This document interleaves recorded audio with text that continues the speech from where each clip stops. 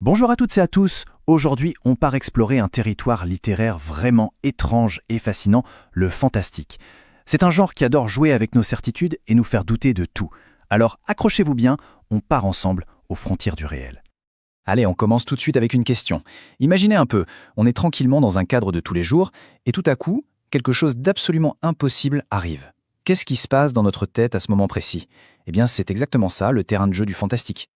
Voilà, la définition du fantastique, elle est là. C'est le moment où le surnaturel, l'inexplicable, fait irruption dans un monde qui est censé être le nôtre. On ne parle pas de monde magique lointain, non. On parle de notre réalité qui d'un seul coup déraille complètement.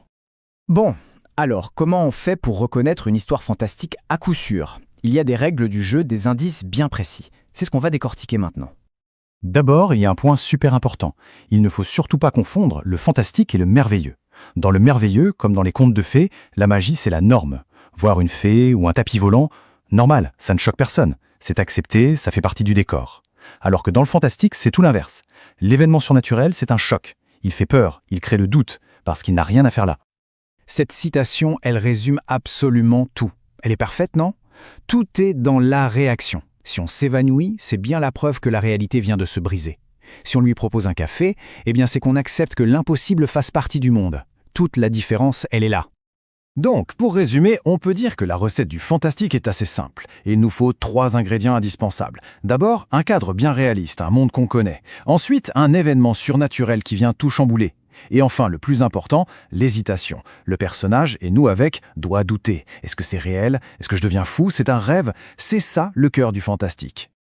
Pour bien voir comment tout ça fonctionne en pratique, on va prendre un exemple, et pas n'importe lequel. On va plonger dans La Morte, une nouvelle d'un des plus grands maîtres du genre, Guy de Maupassant. L'histoire commence avec cette simple phrase. Le narrateur est complètement anéanti par la mort de la femme qu'il aimait plus que tout au monde. On ressent immédiatement sa douleur, son chagrin immense. Au début, tout est parfaitement réaliste. On a un homme brisé par le chagrin, dans un Paris tout à fait normal. Poussé par son désespoir, il prend une décision un peu extrême. Il va passer la nuit sur la tombe de son amour perdu. Il se cache donc dans le cimetière.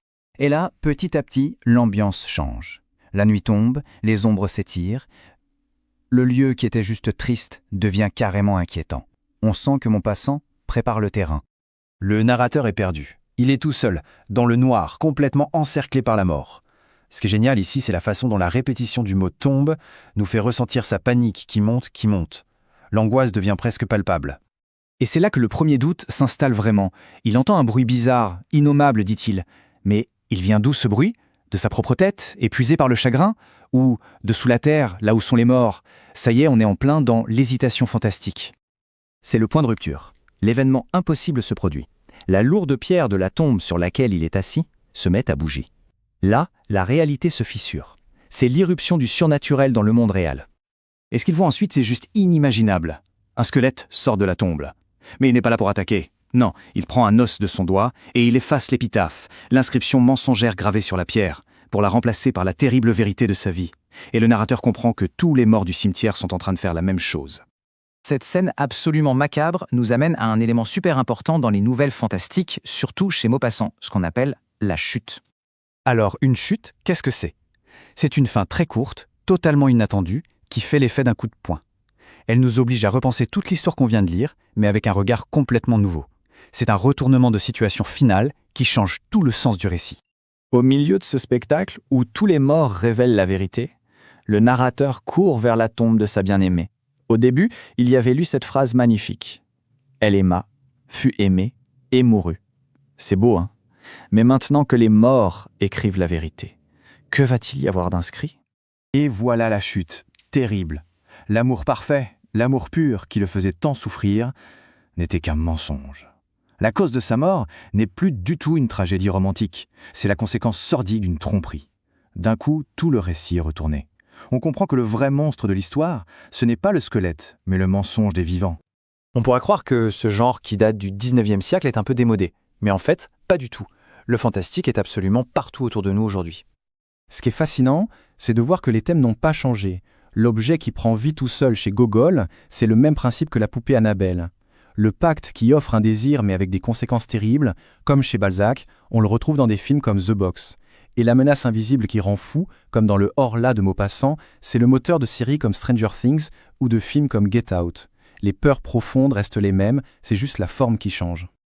Au final, si ce genre nous fascine encore autant, c'est parce qu'il touche à une peur universelle. Il nous rappelle que notre perception de la réalité est super fragile. Il vient poser cette question dérangeante, et si tout ce qu'on croit savoir, tout ce qu'on tient pour acquis, pouvait basculer en un instant? Allez, pour résumer les points essentiels à retenir. 1. Le fantastique commence toujours dans le monde réel. 2. Un événement impossible vient semer le doute.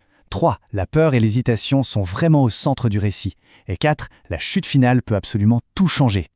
Et pour finir, on peut se poser la question, c'est quoi le dernier film, la dernière série ou le dernier livre qui a réussi à nous faire douter de la réalité, ne serait-ce qu'une petite seconde? Le fantastique est toujours bien vivant et il est toujours prêt à nous surprendre. Voilà, c'est tout pour cette plongée dans le fantastique. Si ça vous a plu, n'hésitez pas à laisser un like et à vous abonner pour d'autres explorations littéraires.